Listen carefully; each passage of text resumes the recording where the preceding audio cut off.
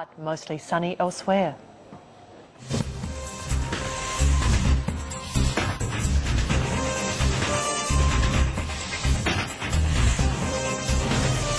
This is AM Agenda with Kieran Gilbert.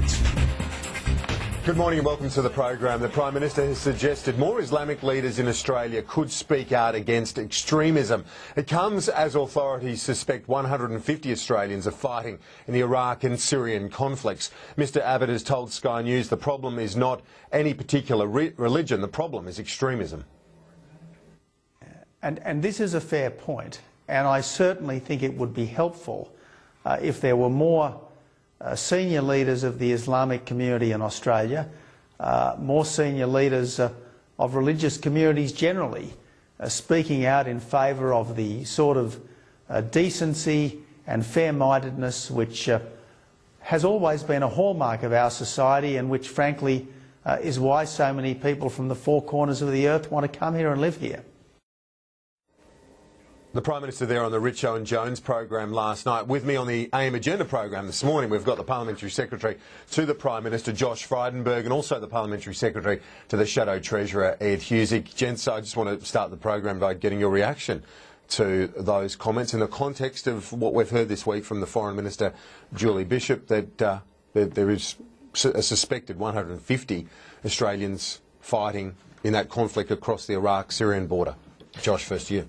Well, this is a real worry, the movement of Australians to Syria and to Iraq to participate in terrorist activities. And as the Prime Minister and the Foreign Minister have said, these persons, if they return to Australia, will feel the full brunt of our law, and so they should.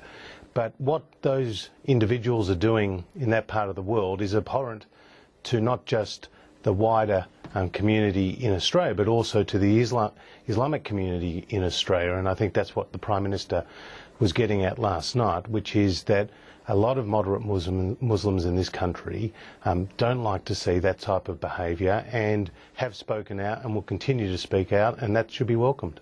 Well, the Prime Minister said they should speak out more, that religious leaders, it's incumbent upon them to do that. Do you agree, Ed?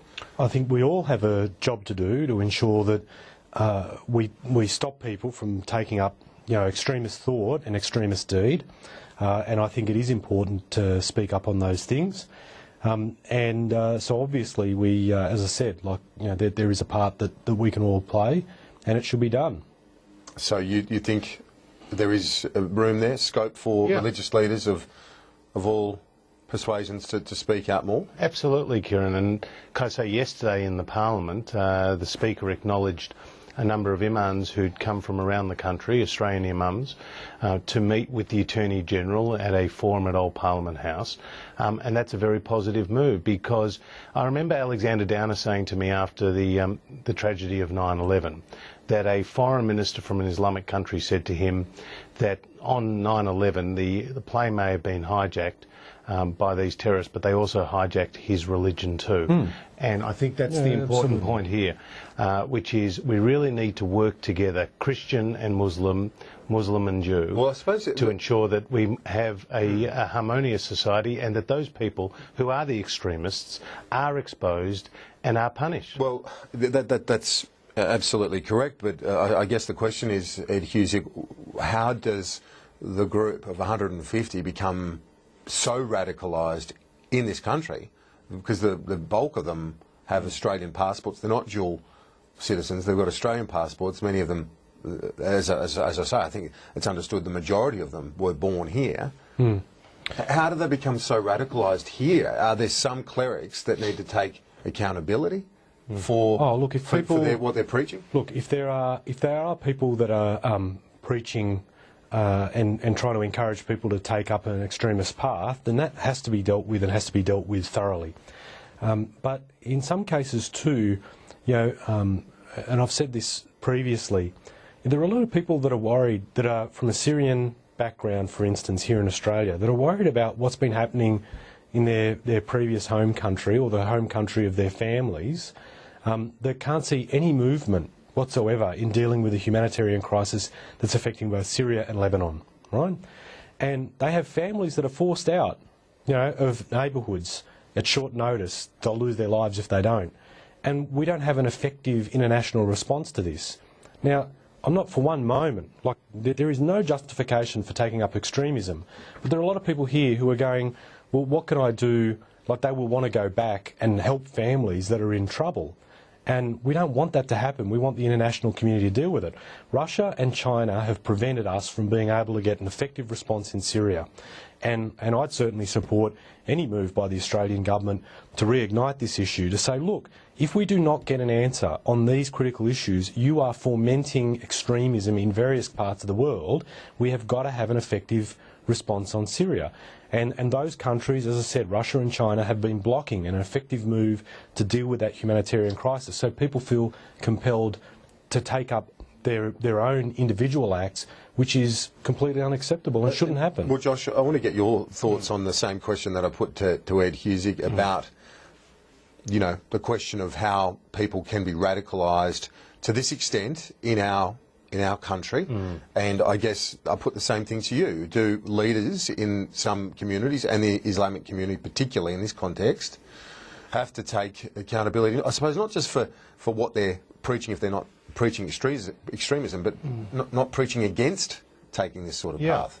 I mean, there are some preachers in Australia who do preach hate, and this has been confirmed to me by various people, and those preachers should be made to stop preaching hate, because it does incite violence and it does lead to these particular outcomes. Now, this is not a problem that's just common, that is just occurring in Australia. We've seen this in Europe and particularly in the United Kingdom too.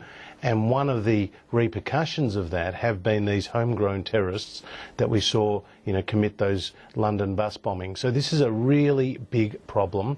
And if you speak to the experts about what is happening in Syria and Iraq today, and they think it can even be worse than Afghanistan.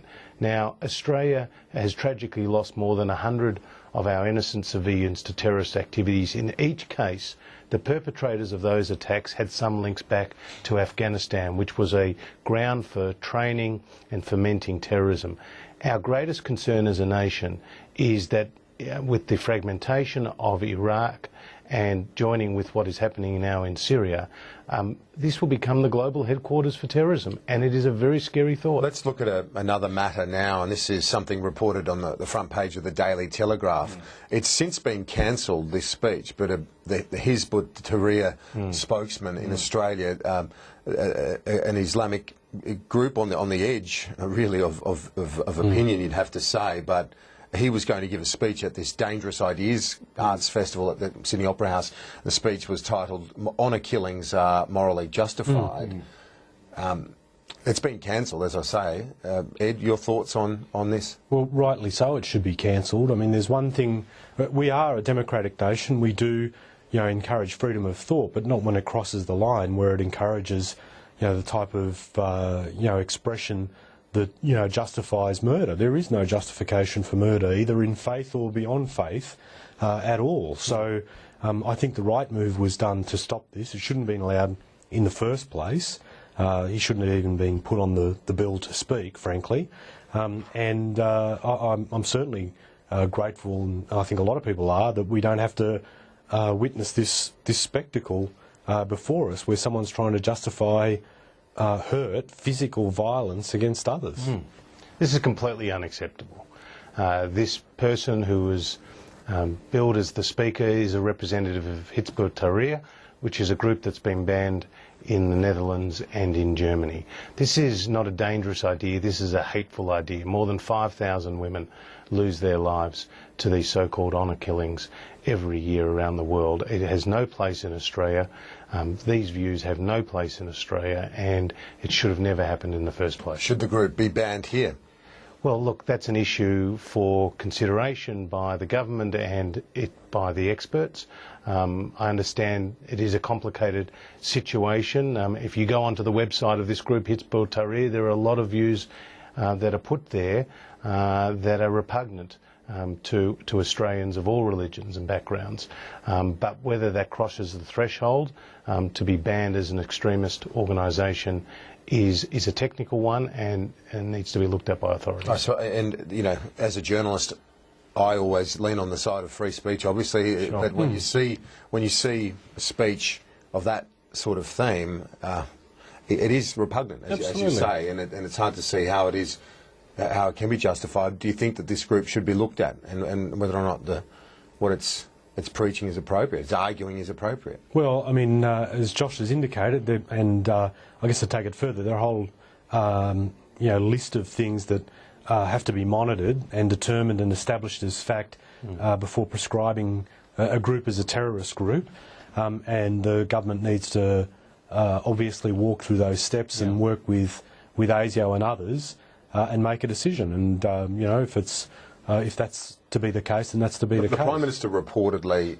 did say this group should be banned when he was in opposition. Would you urge him to pursue this now in government? Well, I understand that the relevant authorities here are looking at this exact question. It's a technical one, and I'm sure Ed and I would agree that this requires a bipartisan effort, and there's no difference between our two sides when it comes to taking the necessary steps to try to prevent terrorism in this country or extreme hateful thoughts. Is there a risk that you inflame it by trying to ban groups like this? Well, again, this is a technical question where you have to look at the Australian law, the Australian context, the operation of this particular group here, which, by the way, wants to establish an Islamic caliphate throughout the world. So, you have to have a much closer look at this issue, but that's one for the authorities. Ed, your thoughts on There's not, just picking up on your point about risking inflaming, the law is the law is the law.